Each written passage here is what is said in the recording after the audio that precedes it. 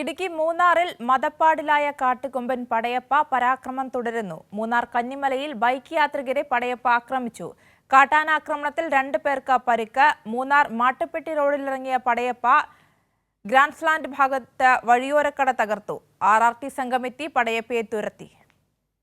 കന്നിമലയിൽ വെച്ചാണ് ബൈക്ക് യാത്രക്കാരെ പടയപ്പ ആക്രമിച്ചത്. സംഭവത്തിൽ കന്നിമല സ്വദേശി ബാലദണ്ഡൻ, വിഘ്നേഷ് എന്നീ 2 പേർക്ക് പരുക്കേറ്റിട്ടുണ്ട്. ഇരുവരുടെയും പരുക്ക് ഗുരുതരമല്ല. ഗ്രഹാംസ്ലാൻഡ് ഭാഗത്ത് ഒരു വഴിയോരക്കടയും പടയപ്പ തകർത്തിട്ടുണ്ട്. കഴിഞ്ഞ ദിവസവും മൂന്നാറിൽ പടയപ്പയുടെ ആക്രമണമുണ്ടായിരുന്നു. കഴിഞ്ഞ ദിവസം രാത്രി മുഴുവനും മറയൂർ മൂന്നാർ റോഡിൽ പടയപ്പ വാഹനങ്ങൾക്ക് നേരെ പാഞ്ഞെടുത്തു. കടുകുമുടി 8-ാം മൈൽ ഭാഗത്താണ് പടയപ്പ വാഹനങ്ങൾക്ക് നേരെ പാഞ്ഞെടുത്തത്. മറയൂരിൽ നിന്ന് തണ്ണിമത്തനുമായി പോയ പിക്കപ്പ് തടഞ്ഞ് തണ്ണിമത്തനെടുത്തു തിന്നു.